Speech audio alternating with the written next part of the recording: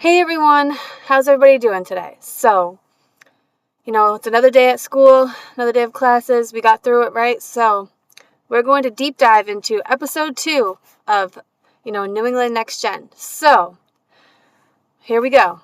Are we ready for this? I don't know.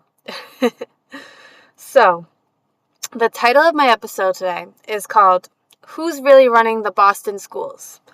I'm going to deep dive into just basically info that maybe people don't know about the Boston school system currently.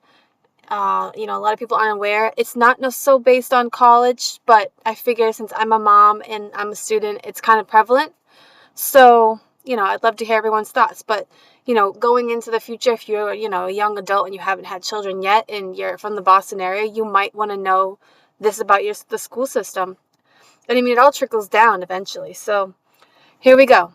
So, I'm going to read off my phone a little bit just because I have everything prioritized. So, all right. Today we're diving into something local, but hugely important, the Boston Public Schools. So, as a mom and as a student here in Boston, this issue matters to me on 2 levels. All right. And I think it should matter to every parent and every student and every young person who cares about the future of education in Massachusetts. I mean, why wouldn't we care? I mean, we need to, right? So, point number 1. Here's something that a lot of people don't realize. Boston is the only city in Massachusetts that doesn't have an elected school board. Since 1992, the Boston School Committee has been completely appointed by the mayor. 7 members handpicked with no elections. So that means that the people who make decisions about budgets, policies, and the priorities for our children are not directly accountable to parents, students, or even voters for that matter, in like a general sense. Other towns and cities across the state get to vote for their school boards, but not Boston. We gave up that right in the early 90s, and once the mayor took office, the power was concentrated in one office. So, that's one major thing. 2, here's the second thing. The same year that the school shifted school board power, Boston stopped publishing certain teacher salary data in the way it used to. So, now yes, you can still see some averages. According to the Massachusetts Department of Education, the average Boston teacher salary is around $84,975 a year. And entry-level teachers in Boston make closer to almost $51,000. But the level of detail and transparency has definitely gone down.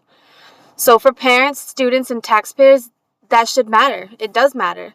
So because we should be able to see where our money is going and how our teachers are being supported. And then I have a third point. The last issue is probably the most alarming as a mother. I'm not sure if anyone's going to feel this way as well, but it's a pretty big deal. Boston has one of the higher number of uncertified teachers in the classrooms compared to certified ones. While exact numbers shift year to year, there are job postings all over Boston for non-certified teacher positions. That tells you it's not just rare exceptions, it's a growing trend. And look, I know that there are, amazing, caring teachers without certifications, but certifications exist for a reason. They're meant to guarantee a baseline of training and quality. If more and more classrooms are staffed without certified teachers, then what does that mean for the kids actually sitting in those desks, in those classrooms? And what does it mean for the future of, the future pipeline of students moving into college and careers? Especially because, you don't want to set up your child to go to school and then they get a horrible, not horrible, but we'll say for a good outlook. They get a mediocre education. And then, your child deserves better than that. And then when they get to college, if they're struggling, it's not their fault. It's the school system's fault. But, how are we going to, be able to do anything about it if we have no control in the first place because the mayor dictates all of this? Anyhow, I'm going on a little mini rant, but as you can see. But, here's the real question. So, should Boston parents and students have more of a say in how schools are run? Should our school board be elected again? should teacher salaries be more transparent? Or just transparent in general? And should every child in Boston have a certified teacher in their classroom? I would hope so. But I'd love to hear what you think.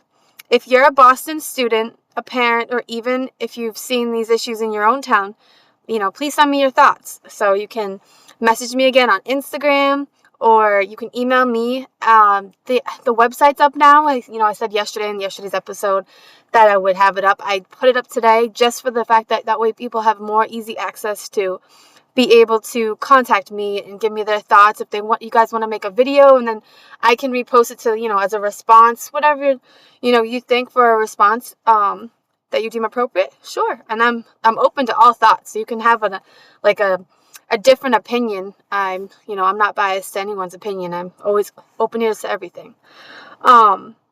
So I'll share some of the responses that I get in the next episode. And, the biggest thing is that education isn't just about policies and politics. It's about our kids, our families, and the next generation of leaders that we're raising.